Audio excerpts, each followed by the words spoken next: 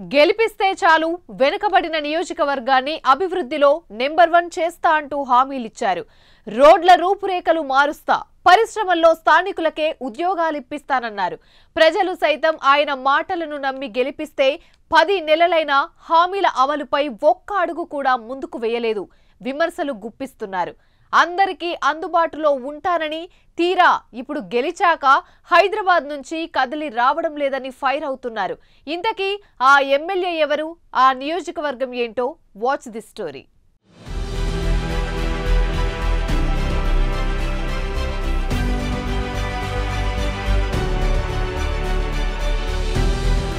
కుమరం భీం జిల్లా సిర్పూర్ టీ కాగజ్ నగర్ సంఖ్యాపరంగా 1వ నెంబర్ నియోజకవర్గం అయినప్పటికీ అభివృద్ధిలో మాత్రం నెంబర్ 1 కాదని అక్కడి ప్రజలు చెబుతుంటారు.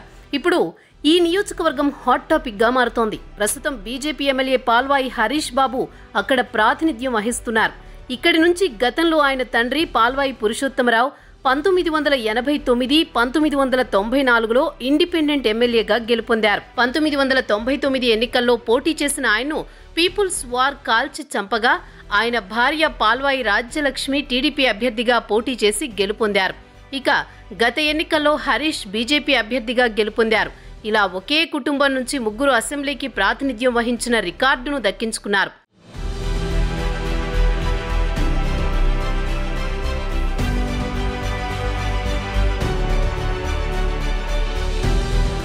తనను గెలిపిస్తే అభివృద్ధిలో వెనుకబడిన నియోజకవర్గాన్ని అన్ని రంగాల్లో అభివృద్ధి చేస్తానని హామీ ఇచ్చారట. ప్రధానంగా మారుమూల ప్రాంతాలకు రోడ్డు, రవాణా సౌకర్యాలు, సాగునీటి ప్రాజెక్టు నిర్మిస్తామన్నారట. సిర్పూర్ పేపర్ మిల్లులో కూడా స్థానికులకు ఉద్యోగాలు ఇప్పిస్తామని చెప్పారట. ఆ హామీలు నమ్మి తన ప్రత్యర్థి కోనేరు కోనప్పను కాదని పాల్వాయి హరీష్కు గత ఎన్నికల్లో ప్రజలు పట్టం కట్టారు.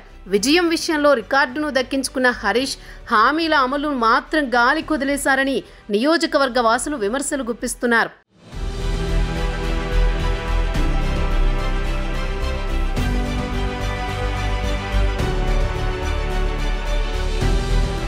ఎన్నికలకు ముందు కేంద్ర ప్రభుత్వం నిధులతో నియోజకవర్గాన్ని అభివృద్ధి చేస్తామని ప్రకటించారు పాల్వాయి. రాష్ట్రంలో అధికారంలో లేకున్నా కేంద్ర సహకారంతో అయినా ఇచ్చిన హామీలను నిలబెట్టుకుంటారని భావించారట. దాంతో నియోజకవర్గానికి భారీగా నిధులు వస్తాయని, వాటితో సిర్పూర్ రాత మారుతుందని ప్రజలు ఆశలు పెట్టుకున్నారట. ఇక హరీష్ గెలిచాక ఎమ్మెల్యేగా యువకుడు, విద్యావంతుడు ఉండడంతో నియోజకవర్గ సమస్యలను త్వరితగతిన పరిష్కరిస్తారని అనుకుంటే తీరా 10 నెలలు గడిచినా కూడా హామీలన్నీ మాటలకే పరిమితమయ్యాయని ఆగ్రహం వ్యక్తం చేస్తున్నారు.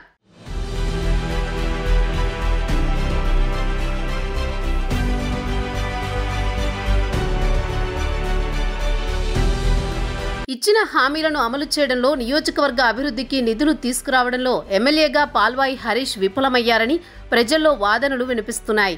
ఇప్పటికే బెజ్జూరు, పెంచుకల్పేట, చింతలమానేపల్లి, దహగాం మారుమూల గ్రామాలకు రవాణా సౌకర్యాలు లేవని వాపోతున్నారు. రోడ్లు లేక అవస్థలు పడుతూ ఎడ్లబండిపై వెళుతున్న దయనీయమైన పరిస్థితులు ఉన్నాయంటూ కన్నీటి పర్యంతమవుతున్నారు. రవాణా సౌకర్యాలు లేక గర్భిణీ మహిళలు పురుడు కోసం కాలినడకనే వెళ్లే దుస్థితి ఉందంటున్నారు. అయినప్పటికీ పాల్వాయి హరీష్ ఏమీ పట్టనట్లు ఉండడం పట్ల ప్రజలు మండిపడుతున్నారట.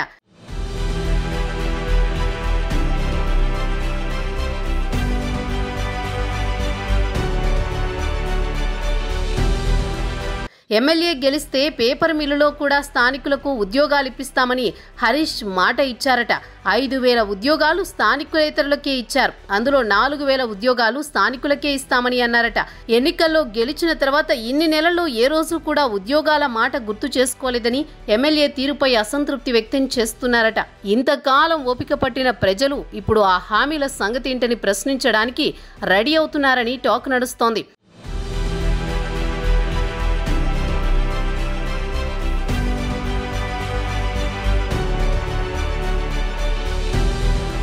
మరీ ముఖ్యంగా స్థానికంగా అందుబాటులో ఉంటూ ప్రజా బంధువు అవుతారని స్థానికులు ఆశలు పెట్టుకున్నారట. కానీ ప్రజలకు సమయం కేటాయించకుండా హైదరాబాద్కే పరిమితమవుతున్నారని రగిలిపోతున్నారట. ఈ రకంగా పాల్వాయి ప్రజల్లో అపవాదు మూటగట్టుకుంటున్నారట. నియోజకవర్గానికి చుట్టపు చూపుగా వచ్చిపోవడం కాదని, ఎన్నికలకు ముందు ఇచ్చిన హామీలన్నీ ఇప్పుడు ఏమయ్యాయని ప్రశ్నించేందుకు సైతం సిద్ధమవుతున్నారని జోరుగా ప్రచారం జరుగుతోంది.